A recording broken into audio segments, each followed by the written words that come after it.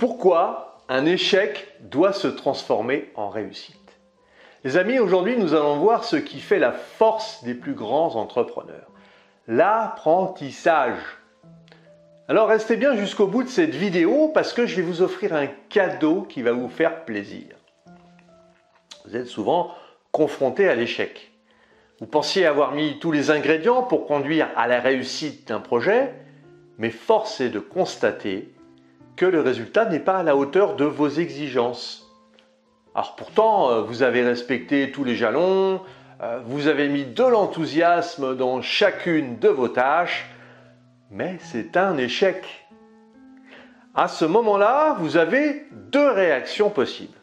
Soit vous vous lamentez à la manière de Calimero, vous savez, le petit poussin noir avec sa coquille d'œuf, et vous vous dites que vous allez abandonner, c'est trop dur, c'est trop injuste, etc. Bon. Soit vous avez exploré une solution qui n'a pas marché, mais vous vous remettez rapidement au travail pour en explorer une deuxième. Et Nelson Mandela a dit « Je ne perds jamais, soit je gagne, soit j'apprends ». Cette philosophie de vie conduit à vous forger un moral de vainqueur. Et seul celui qui abandonne peut échouer.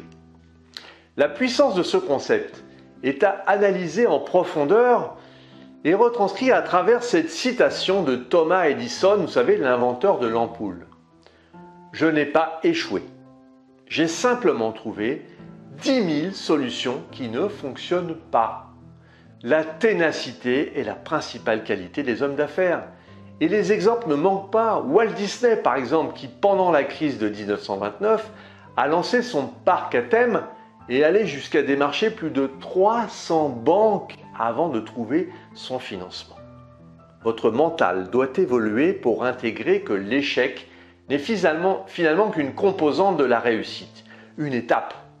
Évidemment, cette force de caractère n'est pas légion et ne représente qu'1% de la population. Mais c'est la composante principale de la réussite. Et comme a dit Nicolas Boileau, hâtez-vous lentement et sans perdre courage, 20 fois sur le métier, remettez votre ouvrage. Je sais que ça n'est pas facile d'accepter un échec, mais vous n'avez pas le choix. Vous avez éliminé une façon de faire qui ne marche pas. Et c'est plutôt bon signe. Il est indispensable de positiver, même si cela vous a coûté un peu, et plaie d'argent n'est pas mortel. Les exemples de ceux qui ont rebondi sont légion. En voici quelques-uns. Henry Ford, industrie automobile. Il a été ruiné pendant pratiquement 5 ans avant d'avoir fondé Ford Motors Company. Et il a dit, échouer, c'est avoir la possibilité de recommencer de manière plus intelligente. Soichiro Honda, industrie moto et auto. Honda, c'est l'entreprise qui possède des milliards d'euros et ça ne fut en fait qu'une succession d'échecs. Et le premier échec de Soichiro Honda, il ne fut pas admis chez Toyota après un entretien d'embauche. Et il commença à créer des scooters chez lui. Et encouragé par ses voisins, il prit la résolution de créer sa propre entreprise. Ça aurait été dommage qu'il ne le fasse pas. Et il a dit, beaucoup rêvent de succès. À mon sens, le succès ne peut être atteint qu'après une succession d'échecs et d'introspection. En fait, le succès représente 1% de votre travail qui comporte, lui, 99% de ce qu'on peut appeler un échec. Akio Morita, c'est l'industrie de l'équipement audio, Sony. À ses débuts, le géant Sony ne produisait que des autocuiseurs et cela n'a pas fonctionné. Seulement 100 unités vendues, donc c'est vraiment un échec.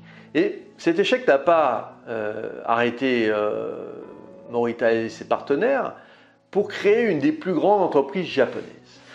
Akio Morita a dit « N'ayez pas peur de faire une erreur, mais faites en sorte de ne pas faire la même erreur 2 fois. » Reproduire une erreur est une mauvaise prise de conscience et un manque d'engagement flagrant. L'erreur fait partie de l'humain, que celui qui n'en a jamais connu me jette la pierre.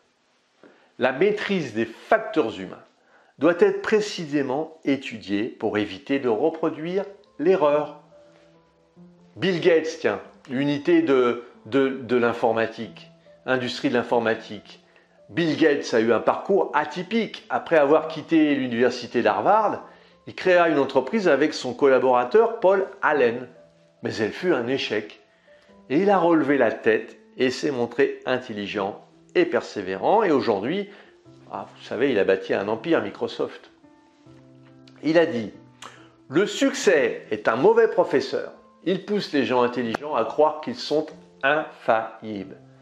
L'échec sert de tremplin à la réussite. » On ne voit que la partie immergée de l'iceberg, les milliards de Bill Gates ou le succès de Sony, mais on ne s'attarde jamais sur les remises en question, le travail phénoménal en sous-marin pour parvenir à la réussite. En France, si l'échec était encore vu comme une honte il y a très peu, les mentalités commencent à changer. Fiché il y a eu peu encore à la Banque de France en cas de faillite, les entrepreneurs sont de plus en plus nombreux à percevoir l'échec comme un rite de passage.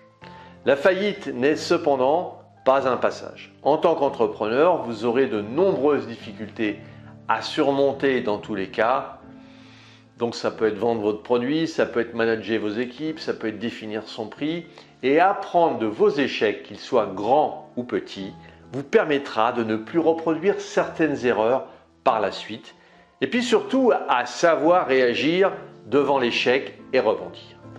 Le temps passé à naviguer d'échec en échec vous conduira irrémédiablement à la réussite. C'est un passage obligé. Alors, n'abandonnez jamais. Si vous voulez aller plus loin dans la gestion de votre temps, et puis pour vous remercier d'avoir suivi cette vidéo, j'ai mis à votre disposition une formation d'1h30 pour mieux gérer votre agenda. J'ai également mis à votre disposition un sondage pour partager vos expériences et vous proposer plus de valeur. Cliquez sur les liens dans la description, abonnez-vous à la chaîne, partagez, commentez et mettez-moi un pouce bleu.